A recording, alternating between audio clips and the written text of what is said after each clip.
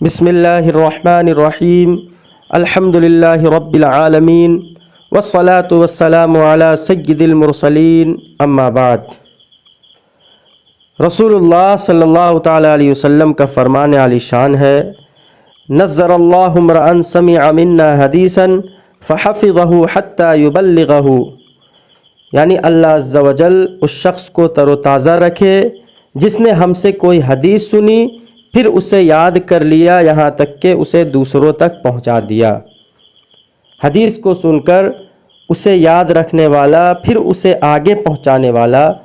کس قدر خوش نصیب ہے کہ اللہ عز و جل کے محبوب صلی اللہ علیہ وسلم اپنی زبان اقدس سے اس کے لیے پھلنے پھولنے اور تر و تازہ رہنے کی دعا فرما رہے ہیں۔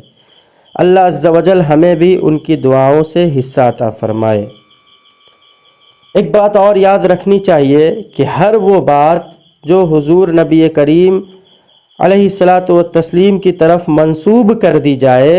وہ حدیث ہو یہ ضروری نہیں ہے، اس لیے کہ علماء محدثین کا یہ متفقہ فیصلہ ہے کہ حضور سید المعصوم علیہ الصلاۃ والتسلیم کی طرف بہت سی ایسی من گھڑت باتیں بھی منسوب کر دی گئی ہیں جو کہ فی الواقع آپ صلی اللہ علیہ وسلم کی احادیث نہیں ہیں۔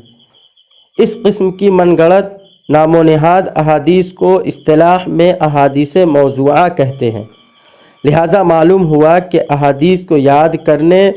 اور انہیں آگے پہنچانے کے لیے یہ جاننا ضروری ہے کہ یہ فی الواقع احادیث ہیں بھی یا نہیں۔ اب یہ پہچان کیسے ہو؟ تو یاد رکھنا چاہیے کہ علماء کا کسی حدیث کو صحیح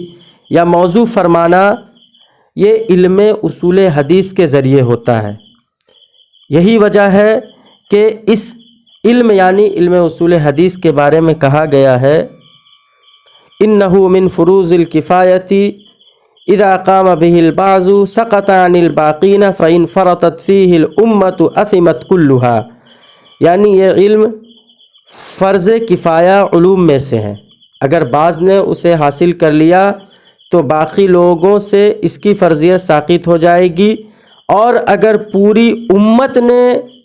اس میں لاپرواہی کی تو ساری کی ساری گنہگار ہوگی۔ اسی اصول حدیث کی اہمیت و افادیت کے پیش نظر میں اپنے چینل مولانا سید کامران آفیشیل کے ذریعے اصول حدیث کا درس اپلوڈ کرنے والا ہوں تاکہ طلباء اور اس علم میں دلچسپی رکھنے والے حضرات بآسانی اس علم کو سیکھ سکے۔ یوں تو فن اصول حدیث میں بہت ساری کتابیں لکھی گئیں، لیکن اس چینل پر جو لیکچر اپلوڈ کیا جائے گا وہ تیسیر علوم الحدیث کا درس ہوگا۔ اب اس کتاب کے بارے میں کچھ باتیں آپ تک پہنچا دوں تاکہ درس شروع ہونے سے پہلے اس کتاب کے بارے میں جو ابتدائی باتیں ہیں وہ آپ تک پہنچ جائے۔ تو سب سے پہلے یہ جان لینا چاہیے کہ اس کتاب کو جناب عمرو عبد المنعم سلیم نے لکھا ہے جو مصر کے رہنے والے ہیں، بعد میں یہ کویت آ گئے تھے، اور اس کتاب کا نام جو ہے وہ ہے تیسیر علوم الحدیث، اور پوری کتاب میں 3 باتیں ہیں۔ ایک بات یہ ہے کہ حدیث کی کیا کیا قسمیں ہو سکتی ہیں، اور یہ کتاب جو ہے بہت سہل اور آسان انداز میں انہوں نے لکھا ہے، اور اس کا نام رکھا ہے مذکرۃ اقسام الاحادیث۔ مذکرۃ اقسام الحدیث یعنی حدیث کی قسموں کی ڈائری۔ اور دوسری بات جو اس کتاب میں ہے وہ یہ ہے کہ جو لوگ حدیث نقل کرتے ہیں وہ کیسے ہیں، وہ اچھے ہیں تو ان کو عادل قرار دیا جائے گا، اچھے نہیں ہیں تو ان پر جرح کی جائے گی۔ تو جرح و تعدیل راویوں کا تو مذکرۃ الجرح والتعدیل یعنی جرح و تعدیل کے بارے میں ہے، یہ دوسری باتیں تھی۔ اور تیسری باتیں جو اس کتاب میں ہے وہ یہ ہے کہ جو اوپر دونوں باتیں ہوئی ہیں ان باتوں کا اس میں تیسرے میں مشق کرایا جائے گا، یعنی ایک حدیث لے لی جائے گی اور حدیث لے کر یہاں بتایا، یعنی اس میں بتایا جائے گا